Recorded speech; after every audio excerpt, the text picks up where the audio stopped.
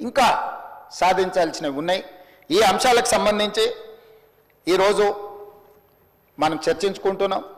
Governor గారు లేవనెత్తిన అంశాలతో పాటు అదేవిధంగా ప్రభుత్వంలో ఇప్పుడు ఈ జరిగిన 15 నెలల పరిపాలన మీద ప్రతిపక్ష సభ్యులు పల్లా రాజేశ్వర రెడ్డి గారు కావచ్చు, జగదీశ్వర్ రెడ్డి గారు కావచ్చు, మహేశ్వర్ రెడ్డి గారు కావచ్చు, లేకపోతే కూనంనేని సాంబశివరావు గారు కావచ్చు, అక్బరుద్దీన్ ఓవైసీ గారు కావచ్చు, మిత్రులు రామచంద్ర నాయక్, ఆది శ్రీనివాస్ గారు, వేముల వీరేశం గారు కావచ్చు, ప్రస్తావించిన అంశాలను అన్నిటిని కూడా దృష్టిలో పెట్టుకుంటాం అధ్యక్ష.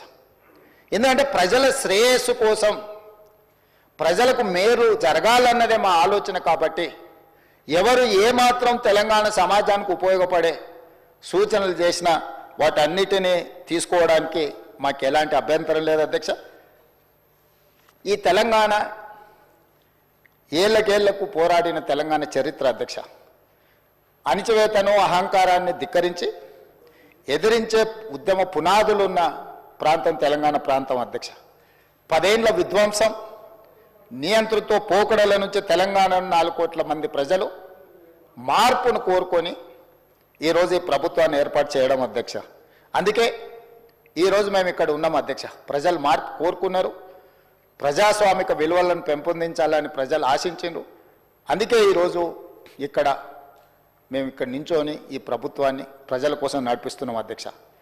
అందుకే అధ్యక్ష, తెలంగాణ రాష్ట్రంలో మా ప్రభుత్వం ఏర్పడిన తర్వాత ముఖ్యంగా రైతుల కోసం, మహిళల కోసం, యువత కోసం, విద్యార్థుల కోసం, నిరుద్యోగ యువకుల కోసం, వీళ్ళందరి కోసం తెలంగాణ రాష్ట్రం యొక్క అభివృద్ధి, తెలంగాణ రాష్ట్ర బ్రాండ్ ఇమేజ్, తెలంగాణ రాష్ట్రాన్ని ప్రపంచ దేశాలతోనే పోటీ పడే విధంగా ఈరోజు పెట్టుబడులను తేవడమే కాకుండా ఈరోజు సంక్షేమము, అభివృద్ధి, పారదర్శక పరిపాలనను తీసుకురావాలన్న తాపత్రయం, ఆలోచన, కృషి ఈ 15 నెలల్లో మేము ఏదైతే చేసినామో వాటికి సంబంధించిన వివరాలను గవర్నర్ గారు ప్రసంగంలో పెట్టినాం. దానికి సంబంధించిన కొన్ని విషయాలను కూడా తమ ద్వారా ఈరోజు తెలంగాణ ప్రజలకు నేను వివరించదలుచుకున్నాను అధ్యక్ష. ముఖ్యంగా వ్యవసాయం అధ్యక్ష. తెలంగాణ ప్రజలు 70% పైగా వ్యవసాయం మీద ఆధారపడ్డ కుటుంబాలు అధ్యక్ష. తెలంగాణ ప్రాంతానికి ఒక గొప్ప చరిత్ర ఉన్నది.